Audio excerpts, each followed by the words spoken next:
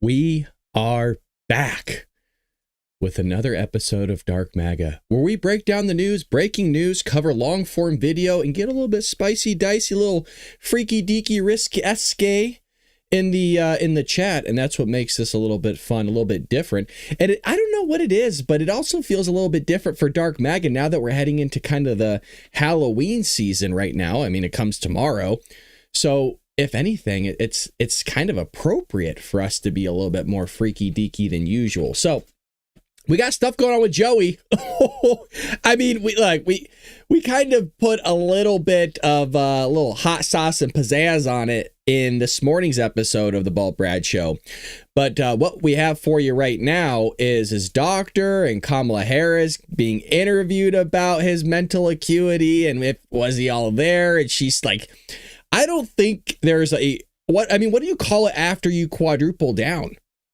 I mean, she's still holding firm and of the belief that Joey's faculties were completely fine. Kind of like that clip we saw of that guy with Scott Jennings this morning talking about, yeah, I know the guy was fine. He's totally sane. Everything's fine. What's the problem? What are we talking about here? So what we have here is Joe Biden's doctor makes a stunning admission after touting his sharpness for years. And so it's almost like the script is changing right before our very eyes regarding this whole thing. It's odd. It's bewildering. But I guess we shouldn't really be that surprised that after a while, it's so bad that you can't really make any sense of it, like whatsoever. So here we go. Got the clip for you. It's being passed around. It's a tweet from Alex Thompson at Axios summarizing, pulled a couple quotes of an interview you did on MSNBC. And one of the quotes says, when I deal with him, he is sharp, him being President Biden. And he is asking tough questions. Do you recall this interview specifically? I do. I mean, you said that you met him personally maybe a handful of times. Are those the interactions that you were discussing when you say I deal with him? Yes. So this statement, the basis for this statement was your interactions somewhere between 1 and 5 times. Yes. Okay. Do you think that's a bit misleading? I think it was pretty direct and honest and said that when I do deal with him, he's sharp, and he was asking incisive questions during my meetings with him. But you dealt with him 5 times in 24 months. That's not exactly a large scope of knowledge on how he interacts with staff. Yeah, I mean, I can only speak from my experience. I'm happy to share about my experience in the White House and my role and my job, and then participate in this interview about that. I, can speak to my own experience with him, and that reflects my experience with him. You don't think it's missing some context? I don't. Do you think that statement suggests that you deal with him more than you did? I don't think so. I mean, I spoke about my own interactions with him. Okay. Do you believe President Biden was in mental or cognitive decline while acting as president of the United States? No, not that I'm aware of. Did you notice signs of President Biden aging while he was in the White House? Well, he was certainly an older man, and yes, time does not stop, and so I definitely noticed him aging, like most presidents have before him. What did you notice? Just that he was getting older. I mean, stiffer gait. Did you notice a stiffer gait? I didn't associate, that with a specific causation. Obviously, I know that there's media coverage around that as an issue. He was getting older. He was an older person anyway. And so, I'm not a medical professional to assess sort of how those things may interact with aging.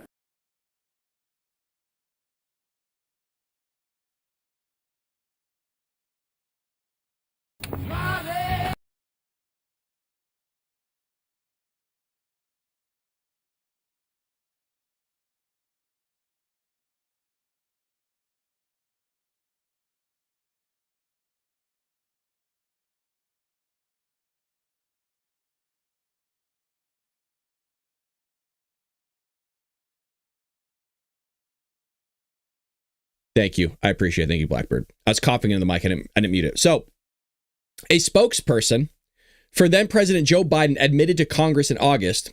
One second. I might be coming under the weather. In August testimony, which surfaced on social media Wednesday, that he had only met with the aging president between 1 and 5 times. Isn't that crazy? 1 and 5 times. So it could have been 2. This guy may have legitimately only seen and met with the president 2 times in 2 years, despite previously claiming, look, that he was sharp every single day. How do you know that? How do you know that?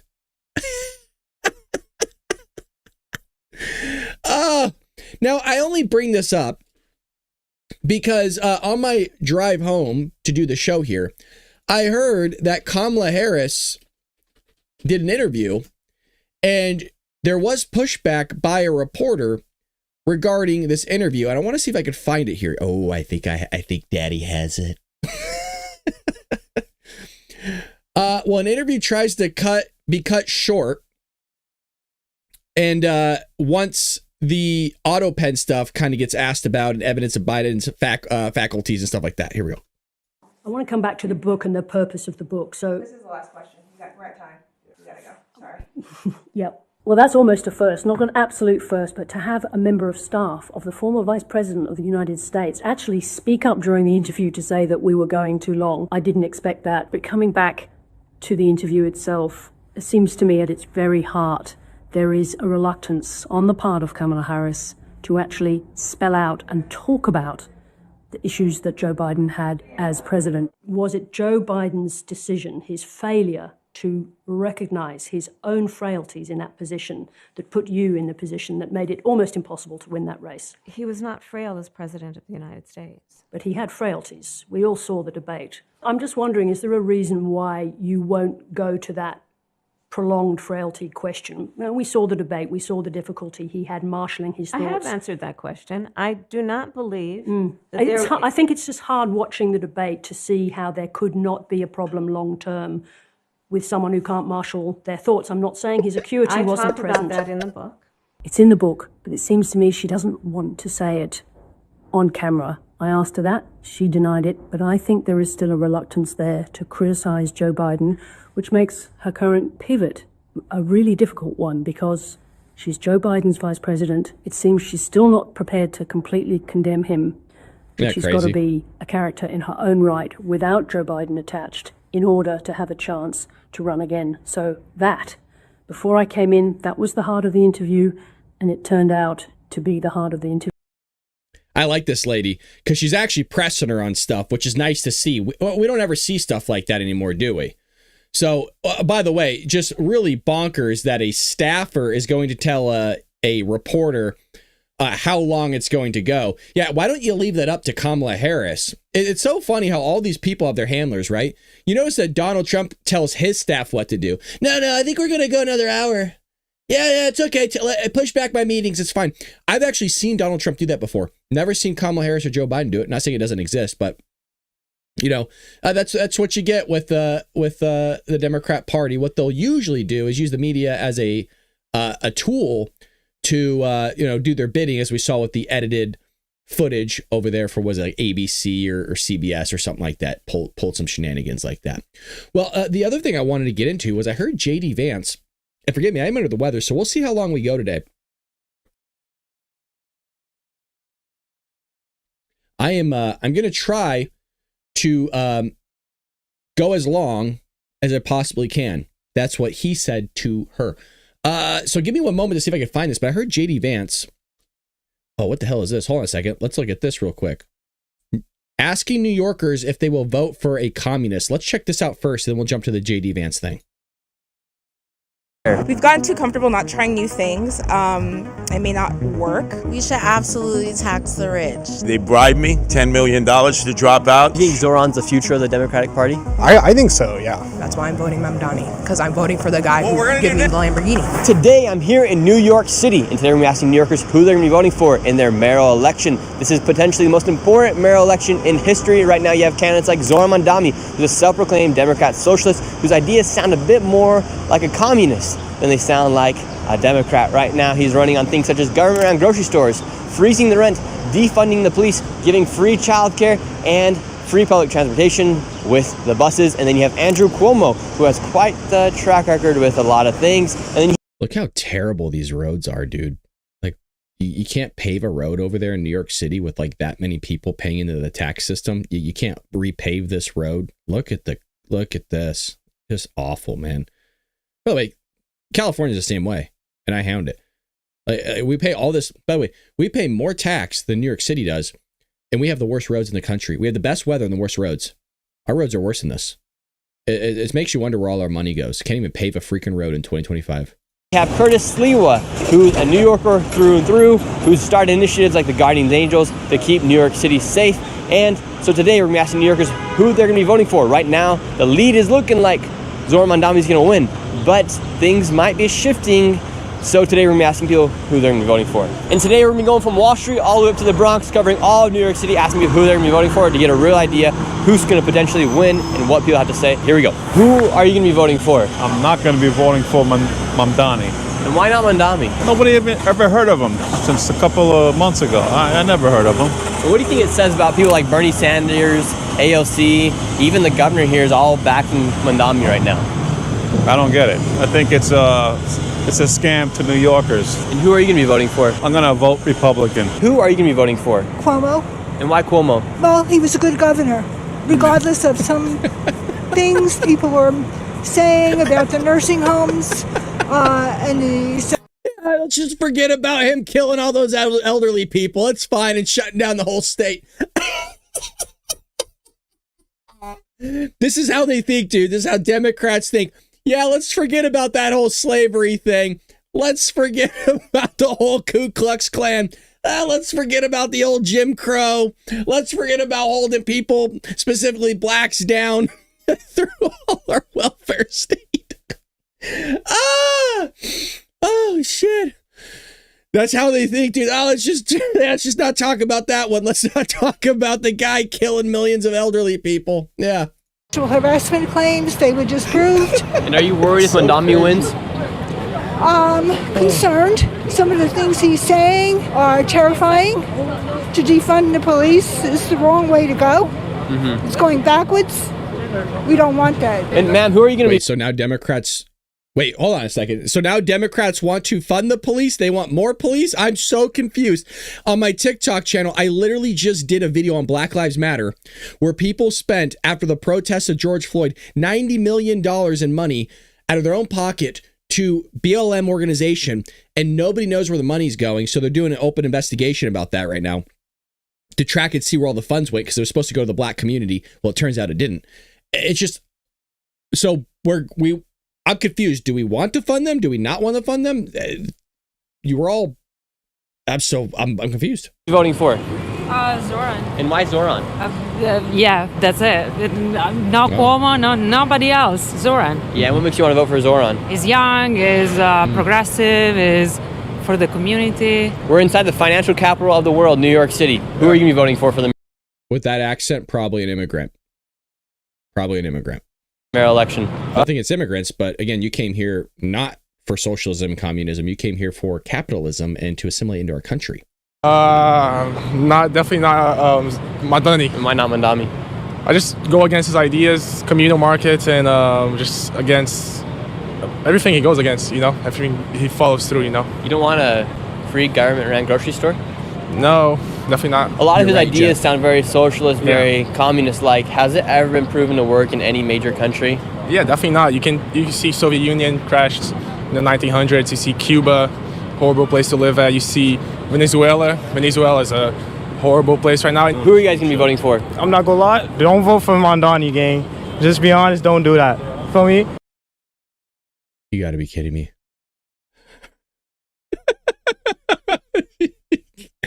And hey, has anybody ever seen B-Rad G from Malibu?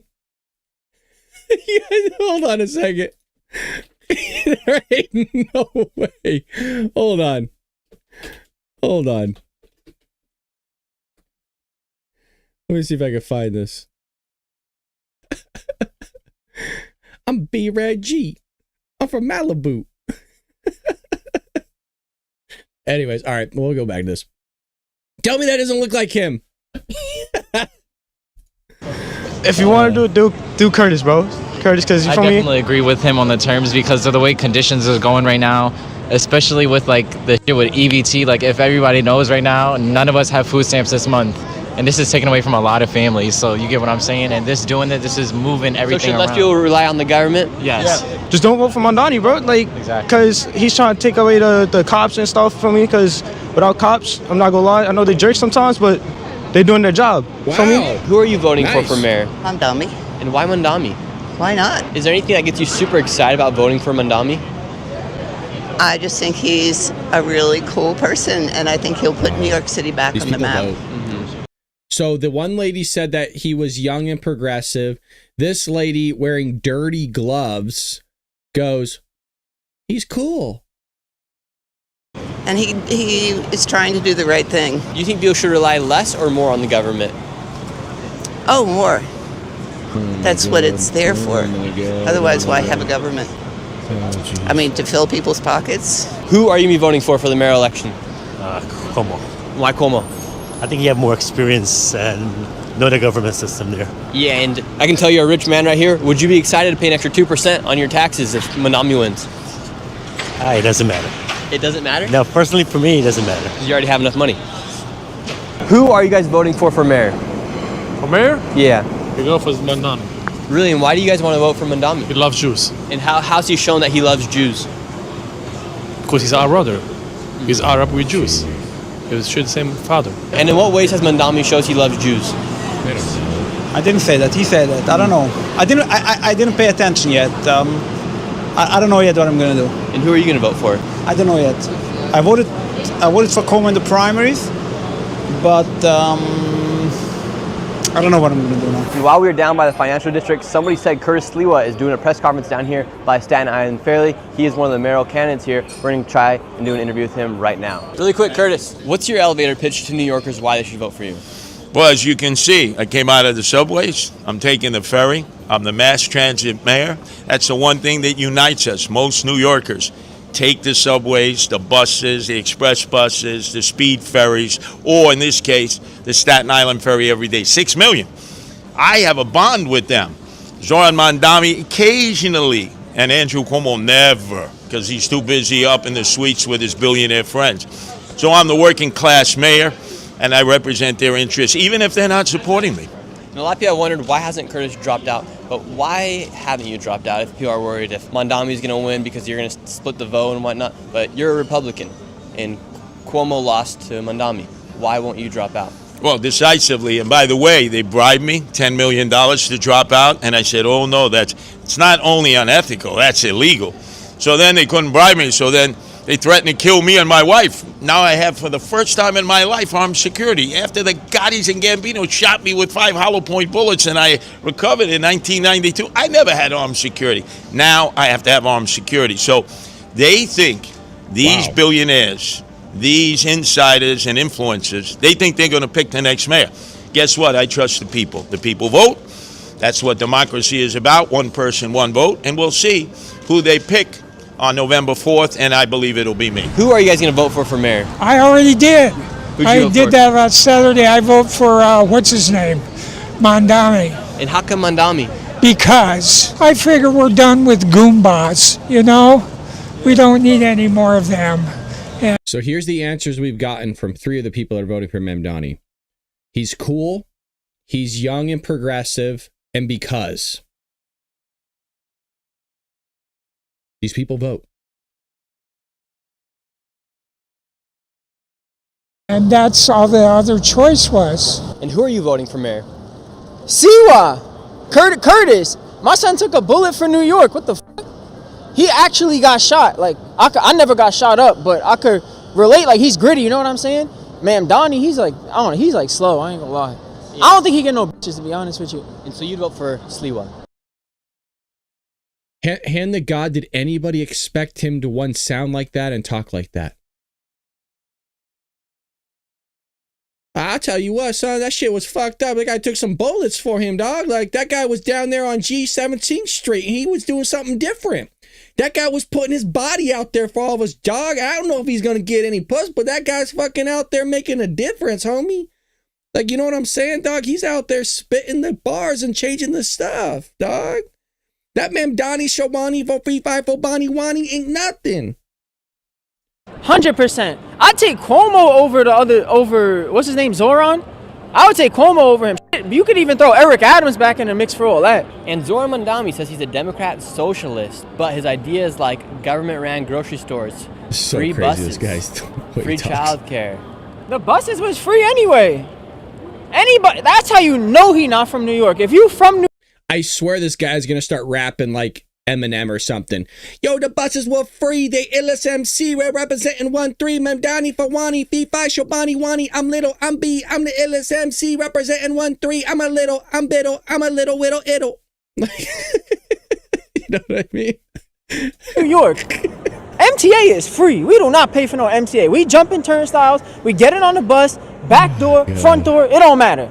So I don't know what the f*** he talking about. It's free. That shit been free. So would that make him a communist in your eyes with all that free stuff, wanting to give away free bus rides? It makes him a fucking idiot. The shit he's talking about we do anyway under any policy. That's not some monumental change. This shit been free. Anybody who's from New York knows MTA is free. We do not pay for MTA. What is it? $2.75 now? No, it's 0. So that just proves that he's not a real New Yorker. He don't know what the everybody in New York knows MTA is free. And he think he doing something. That's common knowledge.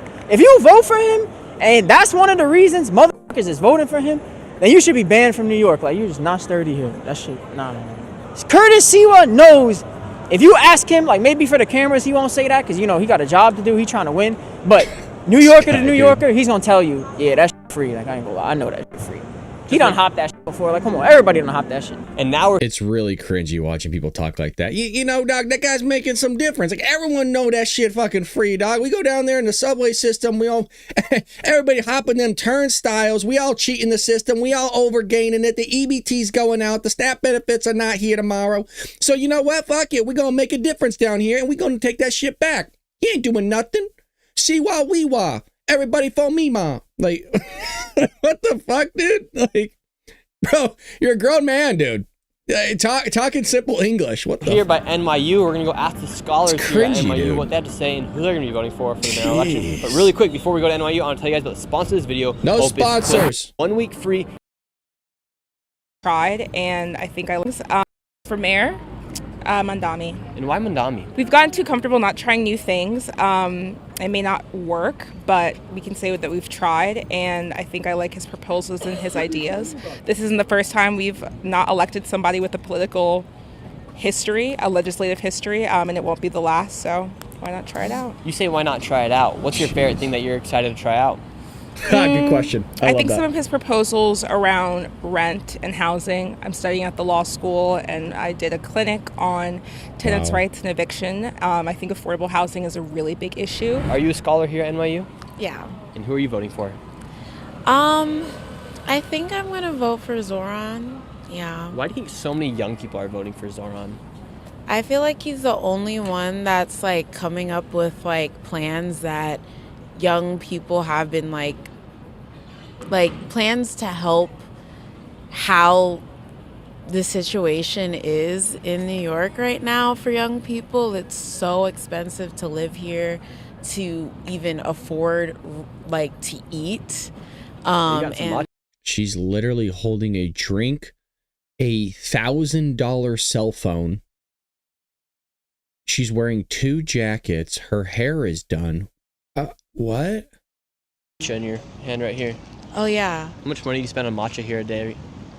Almost $10, literally. And with all these changes, Zoran wants to... Gee, I wonder why it's so expensive, because you're buying yourself a $10 matcha drink. You know how insane that is? I've walked in the stores and I've looked at the prices before and I walk right back out. You're out of your damn mind. I ain't paying $10 for a freaking drink. Are you nuts? Who's going to bring in the money? Are you going to pay more in taxes, or would you like to pay more in taxes, or would you be happy about more of your money going, or do you think we should just tax the rich extra more? We should absolutely tax the rich. They need to pay their dues for what they have done to the working class communities, And people, So wild. they should be the ones paying for majority of stuff. They do, you idiot. She is an idiot. The top 1% pays almost all net tax in this. Oh, sorry, the top 10% pay almost like all net tax in this country. What is she talking about? They're not paying their fair share. Like, how much more do you want them to pay? All the tax? They almost already do.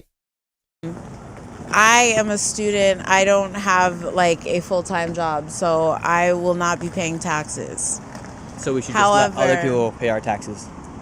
I did not say that. I think everyone should, I guess, share their way of their taxes, but I believe the rich have gotten away with way too much, and it's time that they get taken down a few pegs. And Gotcha. that means if they got to pay more taxes, they should. And what are you studying I here? would love to be taxed.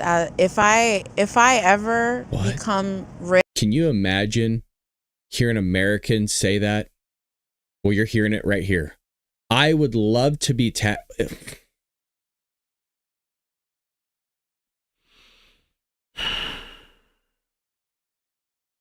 It's such a good reminder that these people roam around this earth. I just want to point out that she does not work, allegedly, and somehow she's able to afford all this stuff. I got a lot of questions here. Rich enough, I would like to I will not ever want to become a billionaire. I'll make sure that I give my money to somewhere so I always stay in at least a millionaire mark if I become rich. And I would love to be taxed because I feel like, if you're making money, this country is structured on the use of labor and hard labor from other unskilled individuals. If you're making money to that you're benefiting off of that, I feel like you should pay your due a lot. Who are you voting for mayor? I'm voting for Cuomo. And what makes you want to vote for Cuomo? I do like Sliwa, but I think Cuomo is the best bet to kind of beat Mamdani, so that's what I'm going with. I think that's what's best for New York. So now is it just more for who's going to beat Mamdani? Yes, absolutely. And do you think Curtis is splitting the vote?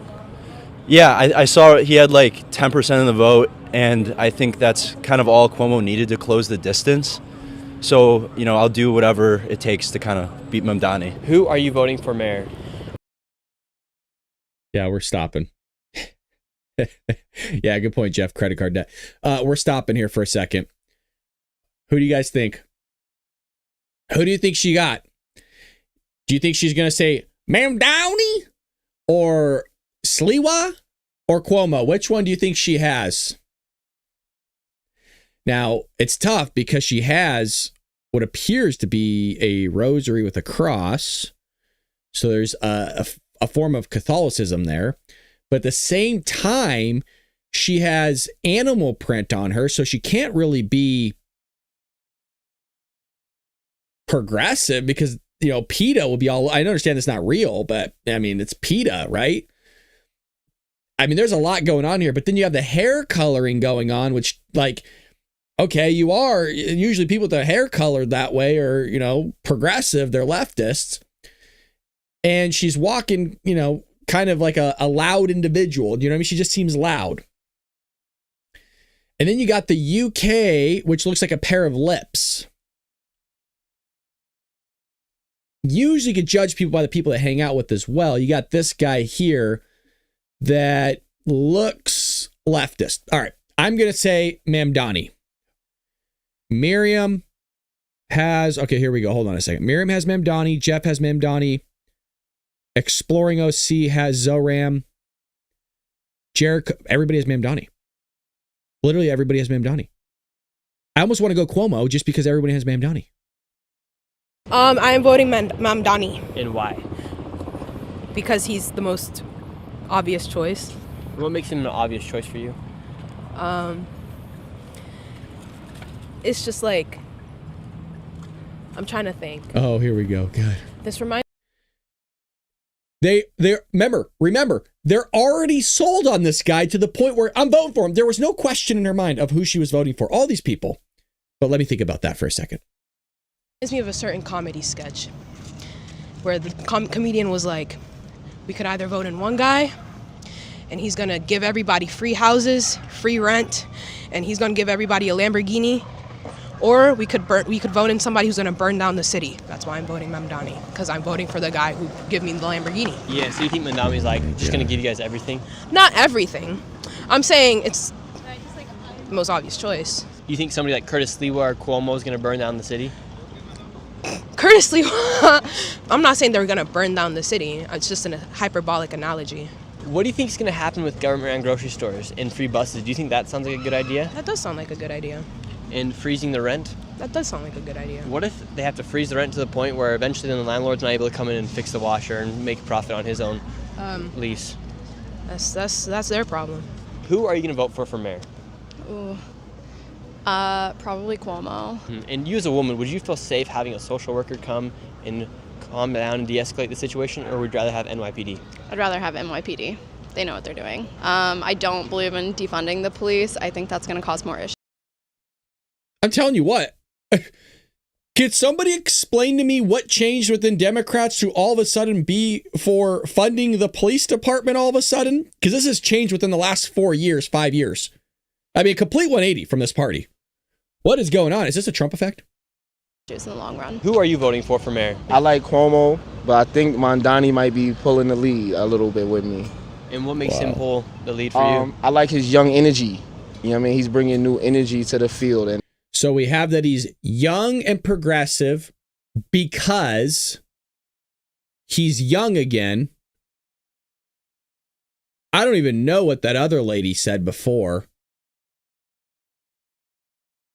And we need that now, you know what I'm saying, in New York. Do you think Mamdani's the future of the Democratic Party? I mean, I hope so. Jeez, I hope dude. so. We got to start getting, new energy, new people, and, just make it an even field with the Republicans so we could fight back, What's your favorite example of socialism that's worked? I don't have a big example of it, of socialism. Like between Venezuela, Cuba, Soviet Union, what's your favorite one? Man, you put me on the spot. I'm gonna have to go Cuba. Man. Unbelievable. I'm gonna have to It's go so Cuba. I'm gonna have to go unbelievable. Cuba. Yeah. Let's go there. It's just so complicated for me. I got so much information in my head, but I'm gonna go with that. Do you like the idea of defunding NYPD? Nah, I don't think we should defund the It's cops. really I think hard we to should just watch. regulate a lot of things, get more mental health people on the streets, things like that. Instead of having defund the cops, we kind of need them, having them more around, more So like presence. Cuomo and Sliwa, they want to add more police to the city. Do you think that'd be a good idea? Yeah, I think you could add more cops. We all, especially giving them jobs and money, we all need jobs and money, right? So, add more cops, get more stuff, protecting in the streets, make people feel safe, like you said. Would you rather have a social worker come to a robbery or a police officer? I would have a police officer, but I would rather have a social worker come to a domestic dispute. And with Mamdani potentially. Wow.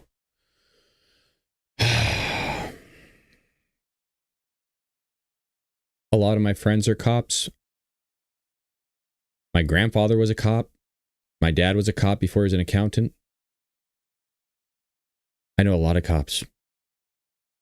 This guy does not have a clue.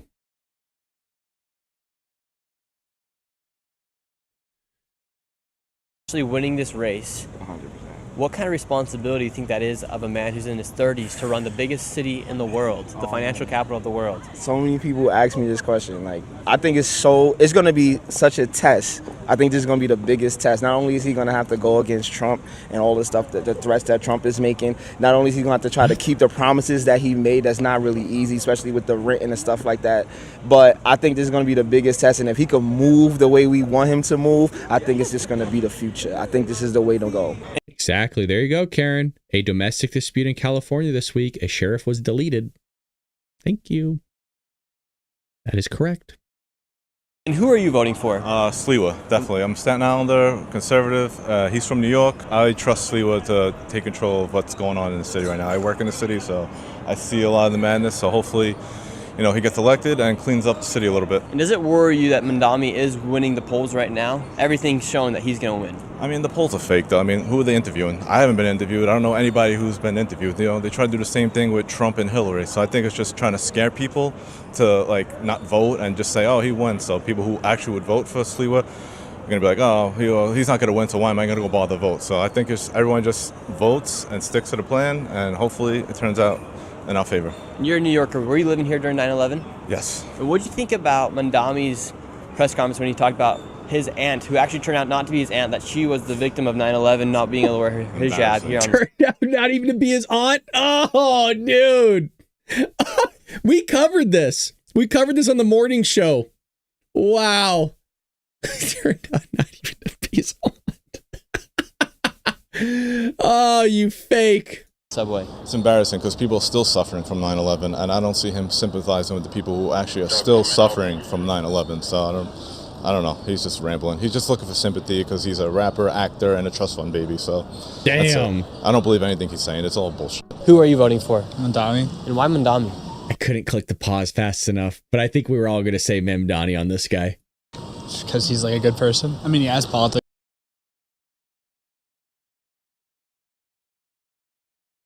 I should have kept track. Is anybody keeping track of all the reasons so far? So we have young and progressive, the word because, he's a good guy. He's a good guy. Yeah. I wish we were keeping track in the chat. I align with. Like, I'm sorry. I should have been keeping What do you think is going to happen in New York City if he does win? Probably not too much, honestly. Probably stay pretty much the same. Do any of his policies concern you? For instance, like maybe defunding the police or not supporting them as much as the other candidates like Sliwa or Cuomo? Nah, I support that. Really? Would you like the NYPD to be defunded? Yeah. Who are you guys voting for mayor? Already voted for Mamdani. And why did you guys vote for Mamdani? A lot of different reasons. And what I think is best for New York. And what were some of those reasons other than he's best for New York? I believe in socialism. Really? And what's your favorite example of socialism that's worked? That's worked. I like Bernie. What do you think about his policy? I like Bernie. What's your favorite? Where you just point to anywhere in the last 100 years where socialism work, can't do it. By the way, socialism has been tried over 100 times in 100 years, has never worked. Not a single time. It's batting 0.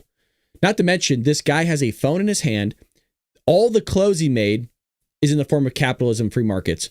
It's a remarkable thing. But he loves socialism, but he doesn't live in a socialist country.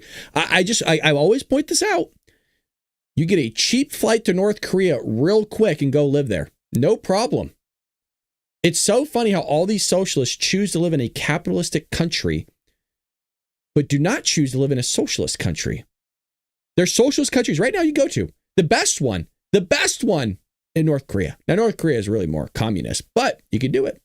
Such as defunding the police. Do you think the NYPD should be defunded? Yeah, I do. And if someone's robbing your house, who do you want to call? I'd call the police if someone's robbing my house. Mm-hmm. I'm not saying I don't think the police should have like no funding. Yeah. But I think that there should be a lot less funding for the police. John, you've been here on the channel. We've seen this guy many of times. We're going to move past because I want to get into a little bit of JD Vance's taking questions and debating people during, I think it was Turning Point USA event yesterday. But this guy's really good. I always love hearing this guy speak. So if you have an opportunity to head over to Nick's channel, make sure you check that out. Shout out to Nick Shirley doing great things. Make sure you give him a like and subscribe. Here's JD Vance at Turning Point USA. I want to see this. I know he's debating a few people. So here we go. Mr. Vice President, thank you so much for being here. My name's Lucy. And I'm Ellie, and we're with the Turning Point chapter for this question. Thank you, guys. Yes. Can you tell us how your faith helps you in your role as Vice President? Well, I appreciate that. That is a very good question. And this is another way in which Charlie has affected my life. I would say that I grew up, again, in a generation where even if people had very deep personal faith, they didn't talk about their faith a whole lot. And I grew up in a country where you just didn't hear political leaders talk about their faith. But the reason why I try to be the best husband I can be, the best father I can be, the reason why I care so much about all the issues that we're going to talk about is because I believe that I've been placed in this position for a brief period of time to do the most amount of good for God and for the country that I love so much. And that's the most important way that my faith influences me is we all get a limited opportunity to make a difference. And if you believe as we believe, you believe that God, you believe that Jesus Christ has a plan. And sometimes we don't understand that plan. By the way, one way I don't understand that plan is why my friend lost his life 6 weeks ago. Sometimes I get pissed off about that. But what I remind myself is that there is a deeper rhythm. that Jesus Christ is the author of the fate of human history. And yeah, but that doesn't mean that that was God's plan for Charlie Kirk to be assassinated. The one thing we leave out a lot is we always assume that when something terrible happens, or even when something good happens, that it's always God's plan. That why did God allow this to happen? Maybe he didn't allow it to happen. There's a thing called evil that roams this earth, and that God is constantly trying to battle that evil with the utilization of angels in the heavens to do his work here on earth. And I don't think, I disagree with JD Vance on this, by the way.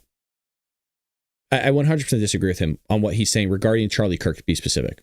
we are charged to do everything that we can to effectuate that vision, to make our country a more virtuous place, a more prosperous place where people can raise a family and not be persecuted for their faith, but teach their children their faith. That recognition that all of us have a duty. And I have two very important duties as Vice President of the United States, to the American people and to God. And that's the most important influence my faith has on me. Thank you. It's a good answer. The Charlie Kirk thing threw me for a loop when he's trying to correlate it to God's plan. You know, why did, you know.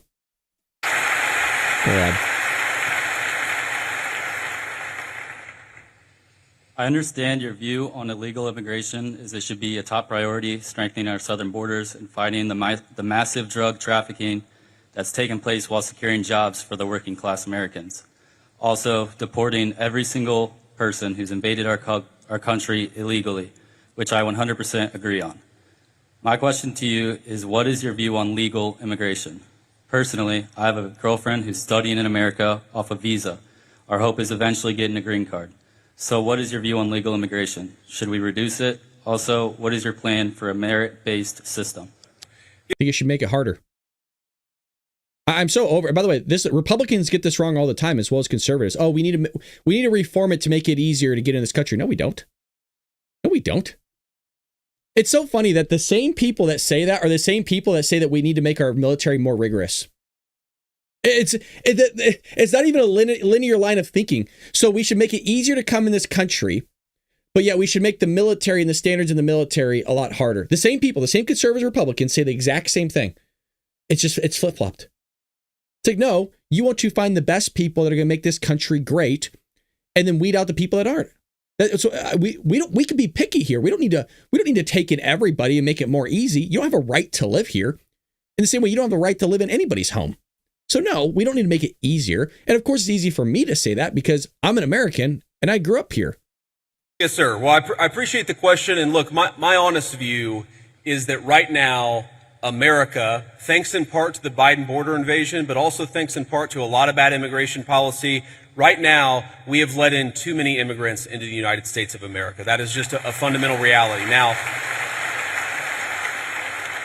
Now, look, legal immigration is complicated because we let in about 1 million legal immigrants into the United States of America every single year. And I think the evidence is pretty clear that a lot of those immigrants are actually undercutting the wages of American workers. It's one of the reasons why the President of the United States,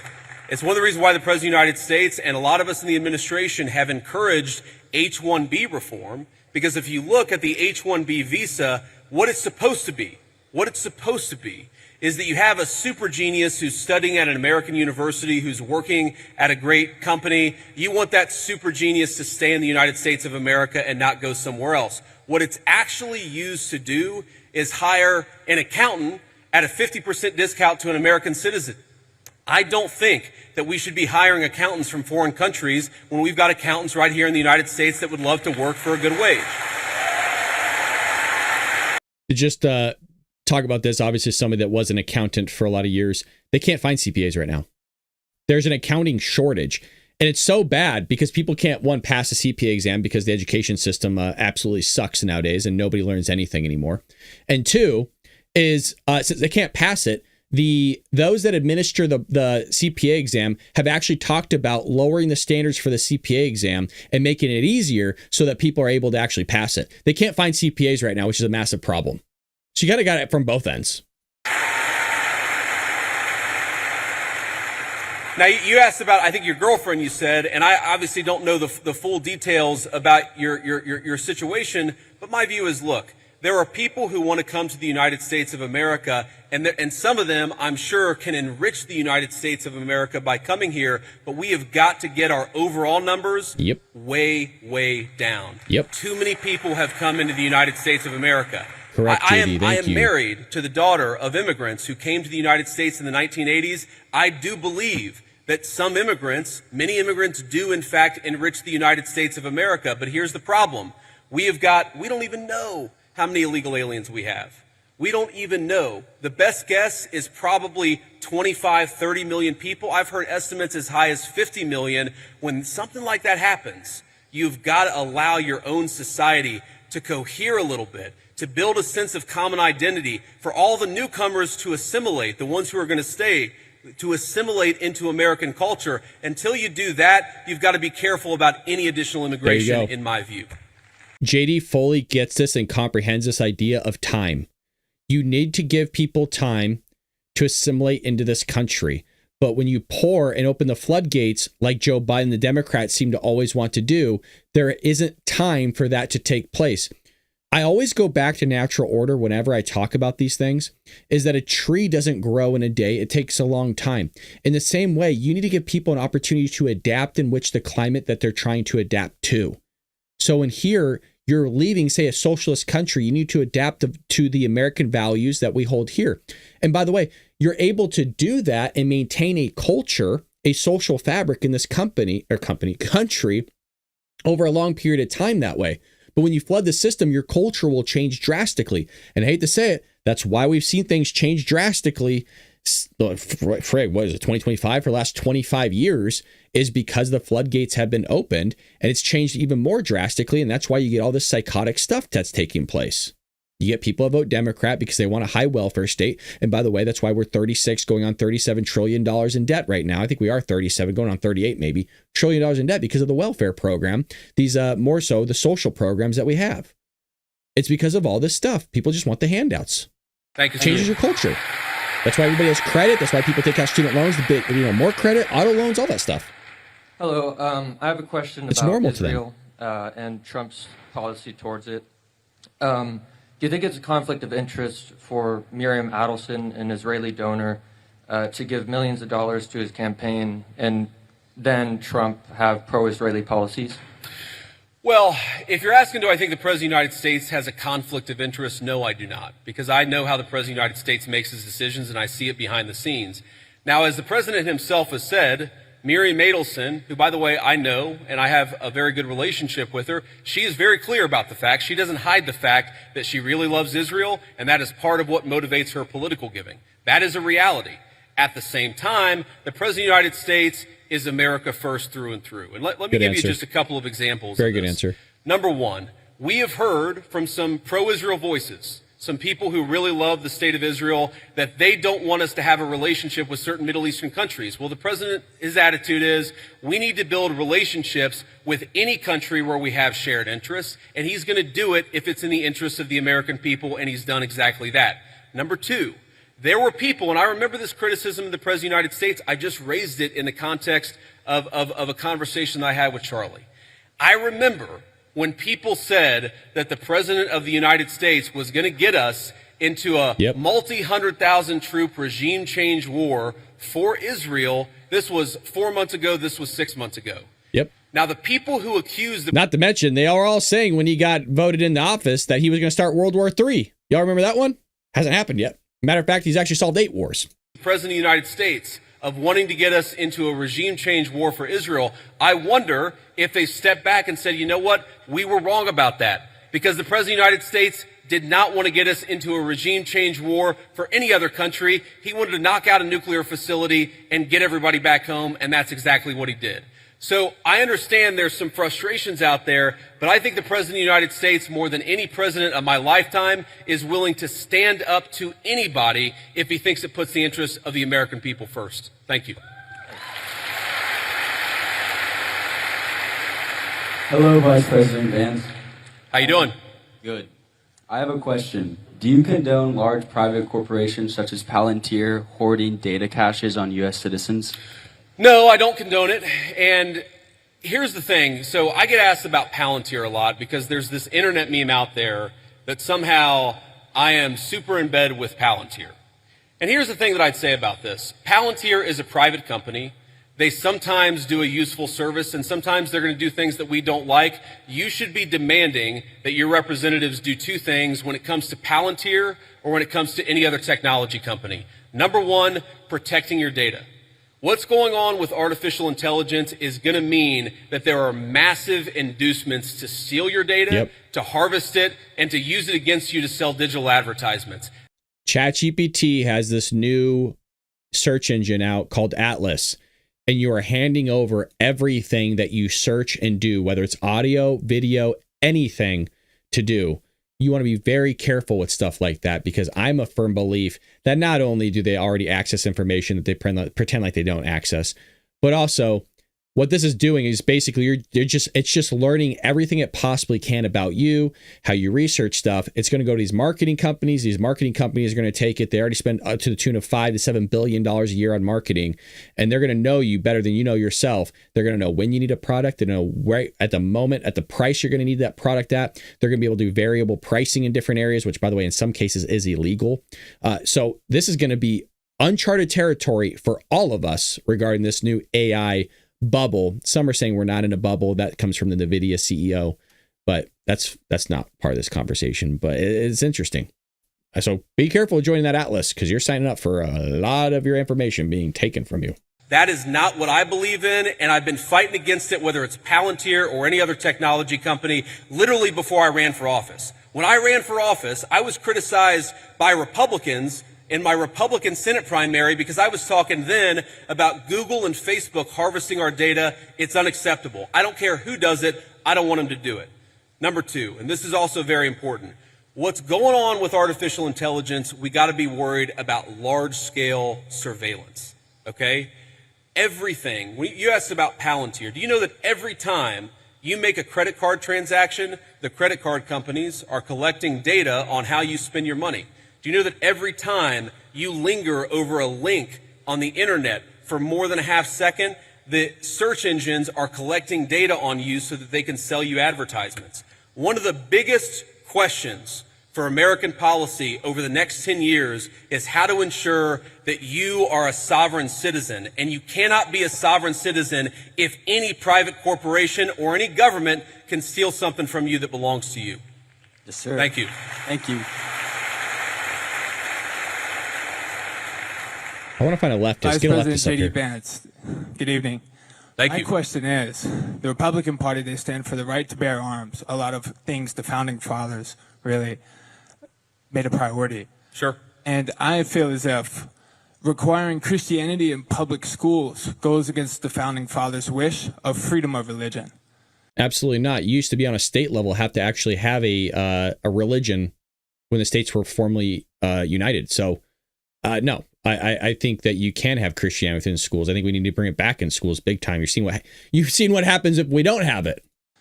What do you think about that? Well, I guess who is saying that we require Christianity in public schools?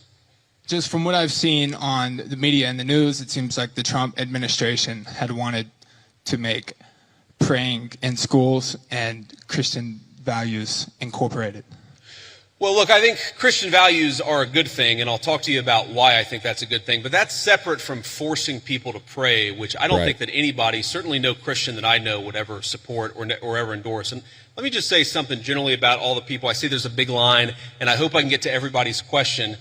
I remember when I was a sophomore in high school, I went to an event at my church, which was a book signing with Oliver North and Sean Hannity, the Fox News host. And this was back before, this was, I guess, 25 years ago. And so neither of these guys was maybe as big as they are today. And I remember standing in line, and I'm about to say hello to Oliver North and Sean Hannity. And I remember thinking to myself, I was so nervous. All I need to do is shake their hand, give them a firm handshake, and tell them my name. That's what I'm thinking. Firm handshake, tell them my name. Firm handshake, tell them my name. And I get to the front of the line, and Sean Hannity looks at me, and he says, "How are you doing?" And I totally panic, and I go, JD. Because I had rehearsed shaking and saying my name. My point is, I admire your guys' courage, and please don't be nervous. If you need to work through a question, think about it, speak it. We're all here to have a nice conversation, and we're all supportive of it. Here's the thing when you talk about forcing, I'm going to answer your question, forcing Christianity, forcing people to pray. There's a liberal idea out there that I think is wrong, and that's that liberalism is the source of freedom of religion.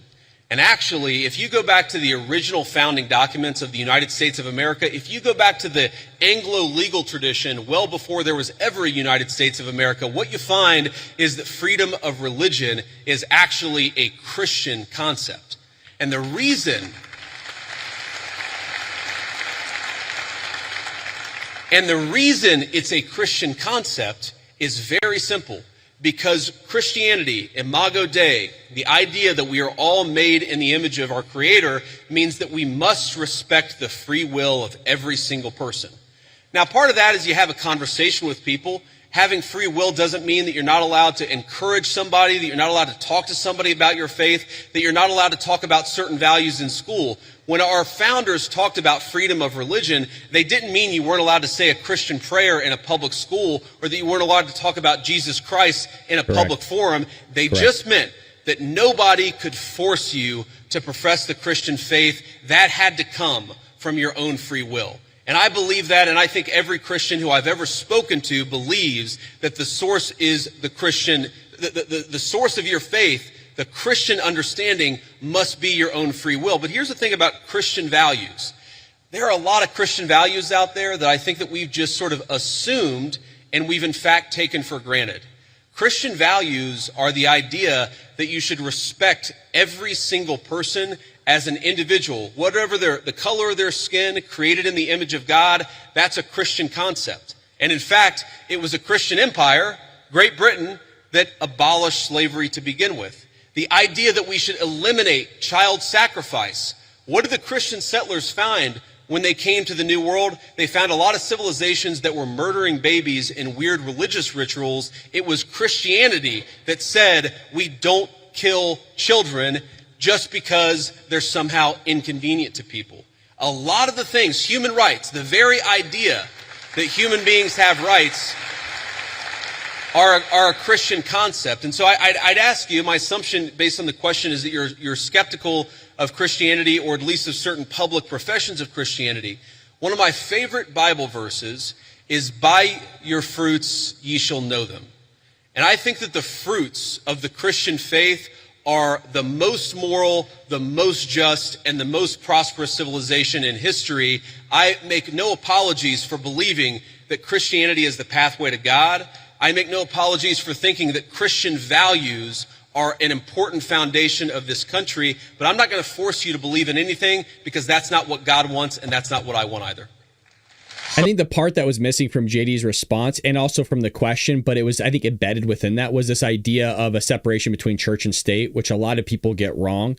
And they pull that from a letter that Jefferson wrote in like the 1800s or something like that. And he wasn't referring to the fact that you couldn't, practice your religion in public life. And what it was really meaning was that there was no official national church, no kind of what's being brought up here, and this is why I brought it up, like no forced religious practice upon people, and people are free to worship or not as they choose. And that's what's echoed here by JD Vance. So I think they're kind of obfuscating kind of the church and state, that separation, but there was never really a separation between church and state.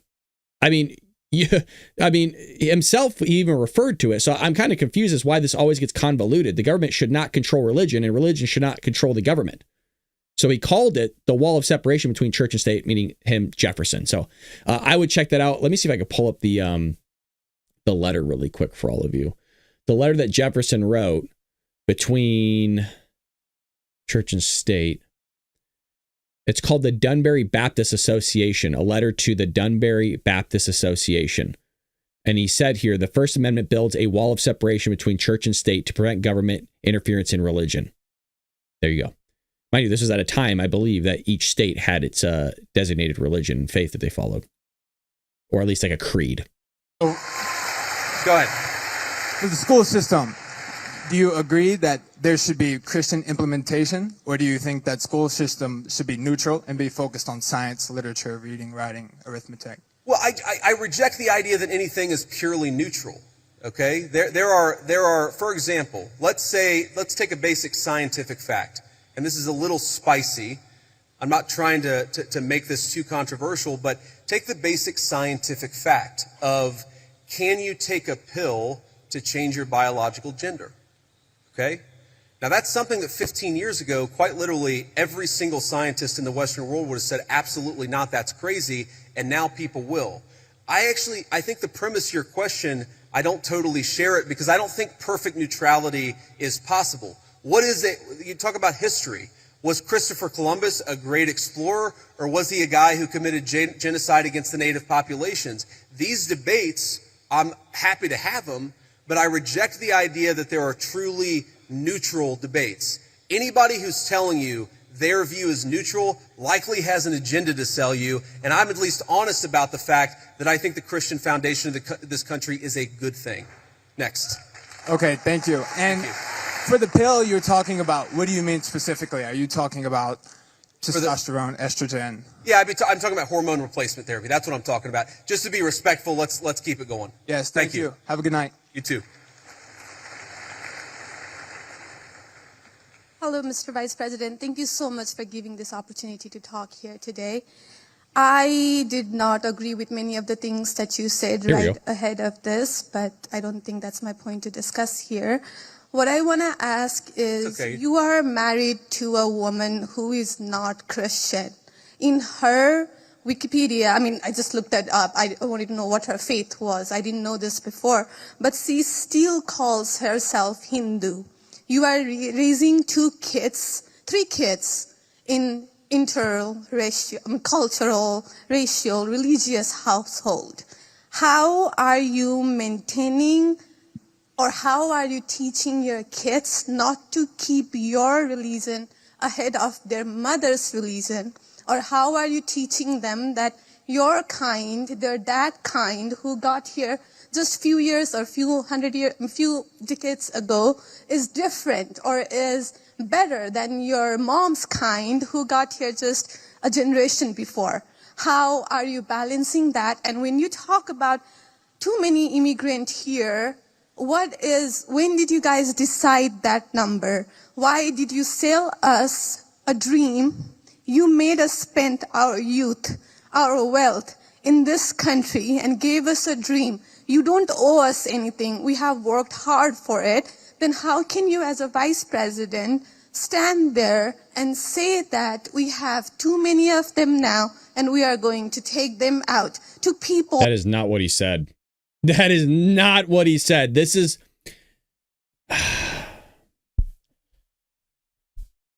Dude, some people are so fucking dumb. He's talking about the illegal immigrants. You get those out. In terms of the legal, which was what he talked about, the legal ones that are here, he said, yeah, there's already too many. We need to get them to assimilate into this country before we allow more people to actually keep pouring in, because when we do that, it's changing our culture, it changes our social fabric, and it moves us in a direction of which our country shouldn't be going in. And to answer her first question, I know I'm not the president, it wasn't directed towards me, but the true answer should be, well, we teach them both faiths, and as they grow, they get to decide through their own free will based on the teachings that they saw from both faiths on which ones they want to follow. Because you need to leave it up to the people, meaning your kids. But at least you have them raised in both households, which I've seen before many times, and you let the kids decide. Who are here rightfully so by paying the money that you guys asked us. You gave us the path, and now how can you stop it and tell us we don't belong here anymore? And one more thing, I'm sorry. One more thing. Do you have to be... There's a lot there. I don't know if I'm going to remember all this, but I will try. I'm sorry. I had to say all of this, and please take it with due... I mean, I'm saying all of this with due respect. Go ahead. Please. I have no intention of causing a scene here or anything, but... We're not close to causing a scene, don't worry. But I don't mean to be an asshole, but it's I'm assuming she's a legal immigrant, okay? But immigrant nonetheless. I don't know what it is and why you think it's okay that everybody else behind you and in front of you only gets to ask one question. Like, yeah, fuck everybody else behind that wants to get a question and to talk to the vice president. But yeah, you keep rambling even more. I only bring that up because it's always with the, I'm not saying her, but with the illegal immigrants. Well, screw everybody else. I'm going to go ahead and cut the line. I don't give a shit if you don't have your money. I'm just going to come in the way I want and break this country's laws. Oh, all of you are standing in line. Oh, well, fuck you guys. I'm just going to cut to the front. In the same way, oh, everybody standing behind you want to get a question in. Oh, you're only allowed to ask one. Yeah, fuck you. I'm going to ask as many as I want. I mean, it's basically the same analogy, is it not? We talked about Christianity, all of this. I'm not even Christian, and I'm here standing to show support. Why are we making Christianity one of the major things that you have to have in common to be one of you guys, to show that I love America just as much as you do? Why is that still a question? Why do I? Because it built this country. It's that easy.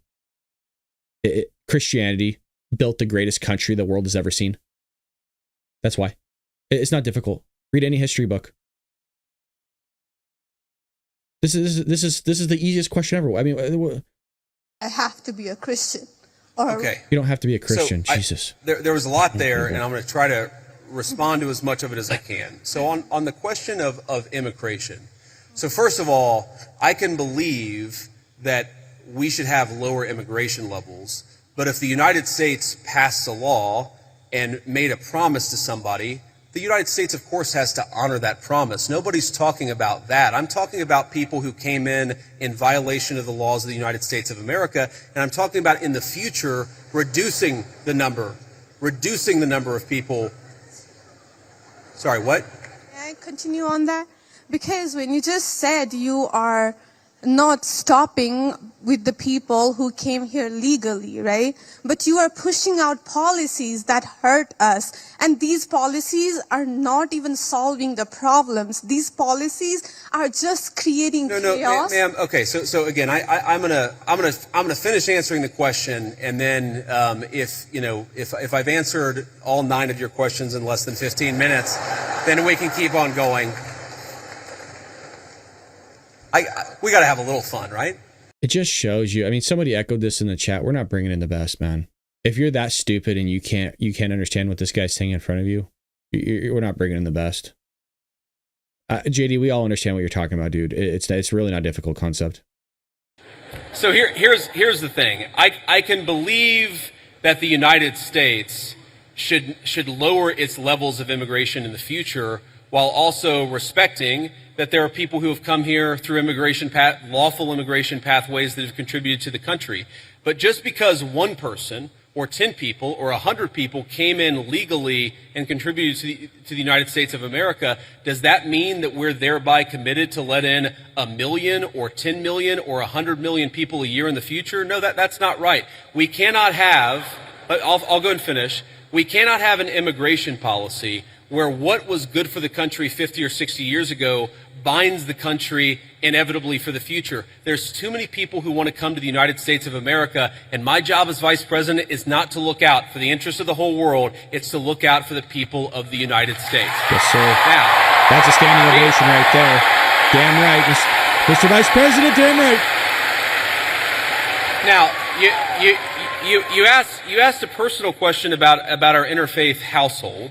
And yes, my wife did not grow up Christian. I think it's fair to say that she grew up in a Hindu family, but not a particularly religious family in either direction. In fact, when I met my wife, we were both, I would consider myself an agnostic or an atheist, and that's what I think she would have considered herself as well.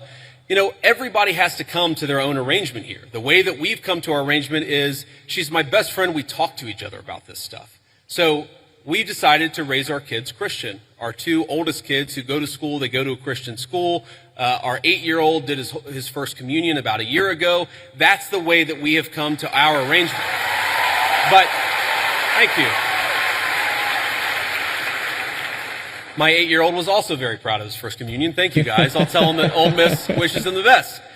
But I think everybody has to have this own conversation when you're in a marriage. I mean, it's true for friends of mine who are in Protestant and Catholic marriages, friends of mine who are in, atheist and Christian marriages.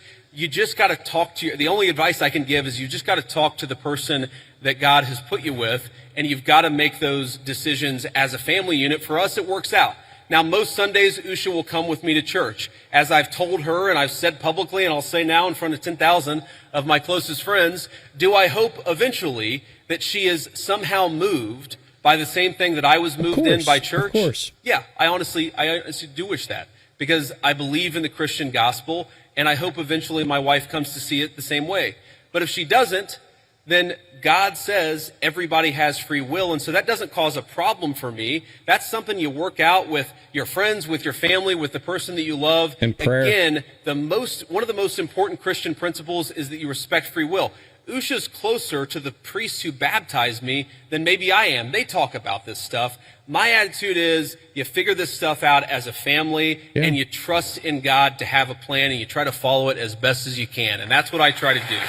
I want to make a final point. So I don't want to cut you off. I want to be respectful to all the people behind you in line, but I want to make this point about immigration, okay? If you ask the question, what is the exact right number of immigrants for the United States to let in, it is just very specific on the context. If you go back to the 1920s, the United States passed an Immigration Reform Act that effectively cut down immigration to close to zero for 40 years in this country. And what happened over those 40 years? The many, many people who had come from many different foreign countries and different foreign cultures, they assimilated into American culture. And there was an expectation that they would assimilate into American culture. I think we have two problems in our immigration system today. And my guess is you're probably a slightly more leftist political persuasion, liberal political persuasion, maybe not. But here's the thing. I remember back in my establishment GOP days, when I was still very early getting involved in Republican politics, I remember a conservative think tank person who told me that one of the reasons why CC Christians do communion. Catholics do, but so do Christians. I grew up Baptist, and then I moved into non-denominational, but Baptist, we would do communion. So, right, the bread and the wine, stuff like that. So, we do that. Yeah, even as Christians. It's most notable, as you are right, in obviously Catholicism, but Christians do it as well. And just obviously Christianity and Catholics kind of under the same sort of umbrella. But Catholics would do, for example, like every Mass. So that could be like, hell, it could even be daily for Catholics, really. I mean, it depends how often you want to do Mass. Often it's usually weekly. If you go to like a Catholic organization or like a Catholic private school, for example, they do it about once a month. And then you have kind of Orthodox does it weekly. And then like most Protestants, I mean, it really does range with actually them. They do it like freaking basically any time. And then like evangelicals, and then like myself, growing up Baptist. And when I say growing up, I didn't become a Christian until college. I should be clear, but I think I've been clear about that in the past. We did about once a month or quarterly or whatever. So it does happen. Not to call you out in front of everybody. I love you. You've been around for a while. You're like you're a normie. Why immigration was really good is that if you had enough diversity in a country, people would mistrust each other and they wouldn't join labor unions. Oh, you said First Communion? Okay. So when I see a lot of left-wing people who theoretically support organized labor saying we need to flood the country with a limitless number of immigrants, they're unwilling to set any limitations on it. My response to that is you are destroying the very social trust on which American freedom and prosperity was built. And that is really important to me. So the honest answer to your question, what is the exact number of immigrants America should accept in the future? Right now, the answer is far less than we've been accepting. We have got to become a common community again, and you can't do that when you have such high numbers of immigration, which is one of the reasons why we have the immigration policy we do. Thank you. Next. That lady ate up so much time. Good evening, Vice President Vance. I just want to say it's an honor to actually be able to talk to you. It's an honor to be here. Thank you. Thank you. One of my biggest questions is, I feel like one of the biggest problems that America is facing today is that ever-growing social political divide, and we're seeing this on the Republican and Democratic side. But we've seen that a refusal to cooperate with the other side has led to some major issues, including right now the government shutdown. And I wonder, As the party in power, what are your plans to address that issue towards, reaching that olive branch out to the other side to actually come to an agreement on how to go forward with our government? Look, it's a very good question. And let me just say on the government shutdown in particular, the reality here is that there's a very Aqua is in the chat saying, praying Usha, Vance, and JD's children come to know Christ Jesus and have a relationship with him. JD and Pete Hegseth need prayers for their protection. The enemy is on the prowl this wicked weekend. Appreciate. Thank you so much for, I think it says, hold on a second. I can't really read. It's tiny. That's what she said. I think it's $10. Thank you so much for, I want to make sure I get that right. Yeah, it is $10. Well, thank you, Aqua. I appreciate the $10. Thank you. That's your hard-earned money going back into the show. God bless you. Appreciate you. And yeah, there's a lot of evil and wicked in the world. That's for darn sure. Truthfully, even within ourselves, you know what I mean? That's why I think repenting and, communion, for example, or having the bread and the wine, that symbolism is important. Obviously, prayer as well. Repenting is obviously huge, all that stuff. So, yeah, thank you so much. God bless you. Thank you. very simple bill that just reopens the government. It does it through pretty much the end of the year. That got every single Republican in the House of Representatives to support it. And then it got 52 Republicans in the Senate and 3 Democrats in the Senate to support it.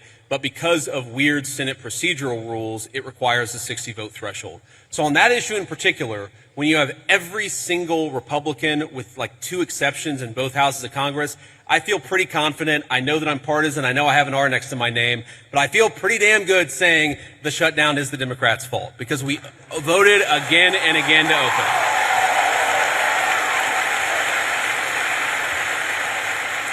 Now, but there's a broader question there, and I think most Americans, whatever their political persuasion, would actually like the country's political parties to work together better to solve the problems. And look, and I agree with that. And my approach when I was in the United States Senate was to try to find some issues where we could agree with the other side on and try to work with them on it. And like, let me give you one example. I really worry about concentration in the corporate sector. I worry about big corporate monopolies. I worry that when you have only 1 or 2 companies dominating an entire sector, it's bad for liberty and it's bad for prosperity. So you may be shocked to hear this, but I actually worked with Elizabeth Warren on some anti-monopoly stuff when I was in the United States Senate. But here's the problem. The problem is there is actually a lot of things where we could work across the aisle. There are a lot of President Trump is in my view, you haven't seen organized labor ever get behind a Republican at least in 100 years like they have behind Donald J. Trump. There are a lot of areas of common ground on that question.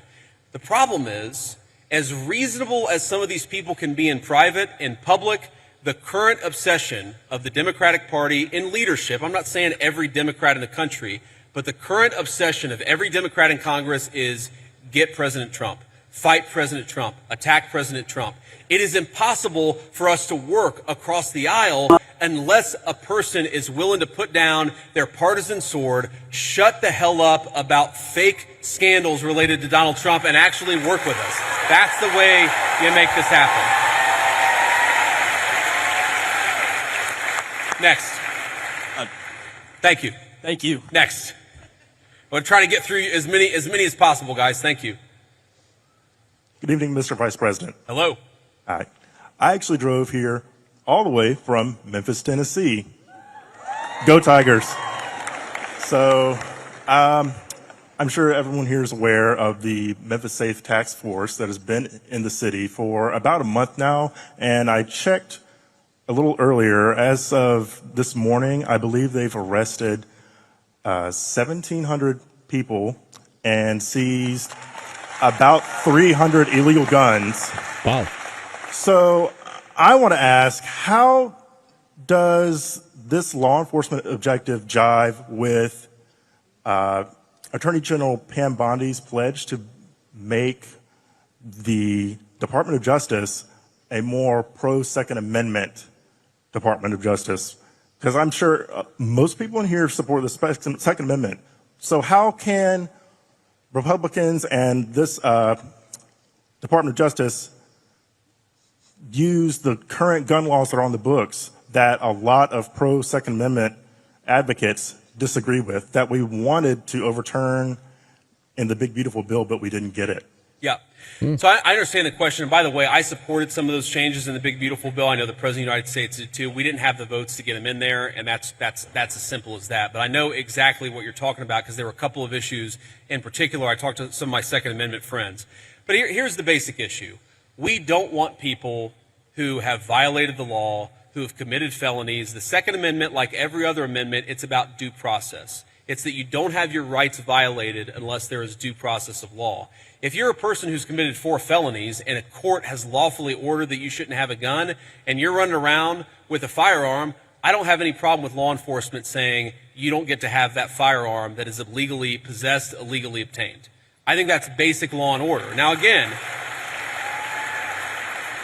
if you had, if you had somebody come in and say, well, we don't think that person should have a firearm, but they haven't violated any law, that's a totally separate question. That's not what we're focused on. What we're focused on is violent crime and people who have violated, the bodily autonomy of another human people.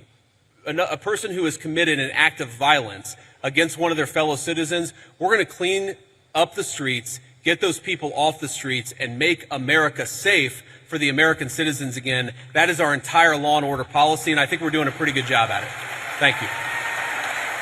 All right, there's only a couple minutes left in this. We're going to end it there on that one, but I want to show you something. This is kind of cool. This was highlighted by Michelle, so thank you, Michelle, over on X. So thank you for bringing awareness. I always tell you, when you guys see our content on other people, like David Gibbons here, or Devin Gibbons, excuse me, has 1.46 million subscribers. We'll have to thumb this up. I guess he highlighted us at the 4-minute and 40-second mark. So wherever you see me, it's always funny how where you guys see me around. It's interesting to see that we get picked up here. So let's have a little look-see on this, what you're talking about here. So let's see what this is. Omar Fadi waves foreign flags, speaks a foreign language, pledges loyalty to Somalia, tells Somalians to elect him. Somalia. All right, so we got that. And then I guess we're at the 440 mark here, so we're coming up. Let's check it out. You know that 45 million people... Oh, wow, I literally just posted this yesterday. Yo, that's crazy. I mean, dude, that's fast. Around 3 o'clock Pacific Standard Time yesterday? That's fast, dude. Damn. 1 out of every 8 Americans receive food benefits. And when researchers looked at how that money was being spent, they found that the average SNAP household, gets this, buys more soda, candy, desserts, and junk food than the average household that actually pays for their own groceries. I mean, think about that for a second. The people paying for the program are stretching their own budgets, buying store brand and necessities, while the system is allowing people to buy Oreos, chips, energy drinks, and protein tubs on taxpayers' dime. And the justification that's being used here to defend this is absolutely wild. You got politicians saying, I'll tell you what, this guy's on to something here. I like this guy. We should find out where his channel's at. Meaning this guy, what's his name? Bald Brad? Is that guy's name? Well, for every $1 spent on SNAP creates $1.80 in economic activity. Well, okay, but that doesn't mean it creates value. If I hand you $1 and then you hand that dollar to somebody else, we didn't magically make more money. We just moved the dollar around. That's not economic growth. That's just circulation. And if that logic worked, we could simply put the entire U.S. budget into food stamps and boom, instant prosperity, baby. Obviously, that's not how reality works, and they're just lying to all of us. Meanwhile, there's widespread fraud that everyone knows is happening. Flipping benefits for cash, buying items to resell, or in some cases, what's happening is they're shipping U.S. groceries overseas. I'm not even kidding about this. This is real. To sell them at a profit. Grocery clerks know it. Store managers know it. State agencies know it. And nobody is stopping it because too many corporations and political interests are benefiting from the program continuing exactly as it is. How many of you knew that? Let me know in the comment section because this is wild. And here's the real point. If a program is supposed to exist to feed people who need help, then it should do exactly that. It should cover actual staples. It should be temporary. It should require, some sort of accountability. And it should have limits. Because when a system is this easy to abuse, it will be abused. And the people who end up Dude, he paying put the in the whole price are clip. the That's same crazy. taxpayers who are already being crushed by inflation every time they go to the grocery store. So the question isn't, should we help people in need? The question is, why are we funding a program that's become this inefficient, this unmonitored, and this upside down? If we care about helping people, then the system needs to be fixed, not blindly defended. These Republicans, they are not the... Damn. He put in the whole clip there, man. That's so funny. So he's not, it's just him putting together clips, huh? Little extra love and support. Be sure to check. I've seen this guy before. Yeah, he's good. He has good content for sure. I mean, well, obviously the guy gets, racks up a ton of views. Let's do this. I'm going to give you the link to the video. And if everybody can go over there and do, shout out at Bald Brad, thanks for posting. So at Devin Gibson. Is that how do you respond to people? Let's see. I'll figure it out. We should comment on this guy. Which, all right. Thank you, Devin, thank you at Devin Gibson for posting my content. Appreciate all the great work you do. There you go. And if we go over there, we can all thumbs it up. That's cool. Well, appreciate it. Thanks for Michelle for again highlighting that stuff. Yeah, head over there to that and leave him a comment and do at Bald Brad and at Devin Gibson, and I keep messing that up because I can't read. But appreciate all the acknowledgement. That's cool over there. Well, we'll end it here. I mean, hell, we've been streaming for an hour and a half. A lot, dude. I'll be honest, you guys. I was only going to do 30 minutes. Because I'm actually slowly feeling more and more sick, which is not good. I was really hoping to not. I'm hoping that it's just something quick. I've been feeling off the last 2 or 3 days. Like, man, it's coming. Is it going to happen? Am I going to get sick? Am I not going to get sick? So it's weird, but you got to hang out with the Patriots, man. Especially with videos like that. I actually really wanted to watch the JD thing, and then we stumbled upon the Nick Shirley video, and I was like, I gotta watch that too. I want to see that. So appreciate you guys always hanging out with me, and we'll be back here tomorrow morning, 6 a.m. Pacific Standard Time, unless I'm on my deathbed. But I plan on doing a show tomorrow. I'd be surprised if I didn't. But that's more of a loosey-goosey episode. We do not do show planning. We do not do any prep for Friday episodes, which I love because, we want to take that time away.